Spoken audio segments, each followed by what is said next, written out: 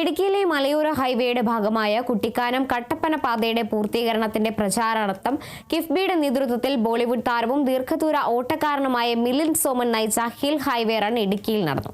മന്ത്രി റോഷി അഗസ്റ്റിനാണ് hill highway run flag off ചെയ്തത്. കുട്ടിക്കാനം മുതൽ ചപ്പാത്ത് വരെയുള്ള 22 കിലോമീറ്റർ ദൂരമാണ് മിലിന്ദ് സോമൻ ഓടിയത്. ഹിൽ ഹൈവേ റൺ ചരിത്ര നിമിഷമായെന്ന് മന്ത്രി റോഷി അഗസ്റ്റിൻ പറഞ്ഞു. ഇടുക്കിയുടെ മനോഹാരിതയെ വർണ്ണിച്ചായിരുന്നു മിലിന്ദ് സോമന്റെ പ്രതികരണം. 235 കോടി ചെലവഴിച്ചാണ് കുട്ടിക്കാനം മുതൽ കട്ടപ്പന വരെ 40 കിലോമീറ്റർ റോഡ് പുനർനിർമ്മിച്ചത്.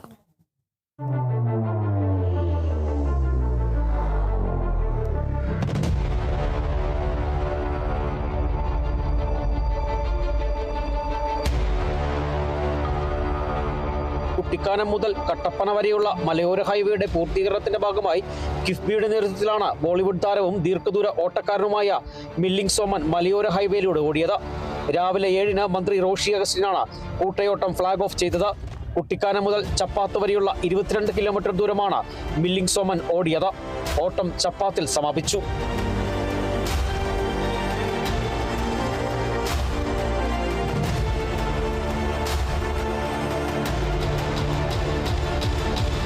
വനിതാ ബൈക്ക് റൈഡർമാർ, റോളർ സ്കേറ്റിംഗ്, സൈക്ലിംഗ് താരങ്ങൾ, ബുള്ളറ്റ് റൈഡർമാർ എന്നിവർ റണ്ണിൽ അണിനിരന്നു. ഓട്ടം വിജയകരമായി പൂർത്തിയാക്കിയവർക്ക് ചപ്പാത്തിൽ സർട്ടിഫിക്കറ്റ് വിതരണം ചെയ്തു.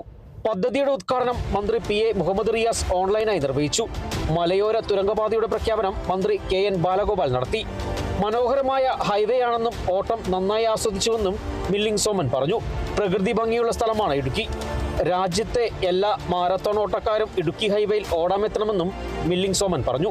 We need to spread more awareness, and events like this, today's event, which is a fantastic event in a beautiful place on a beautiful road, we should have more events like this so more of the public participates and people of Kerala get fitter and healthier, and we see a fitter and healthier country, and Kerala should lead the way.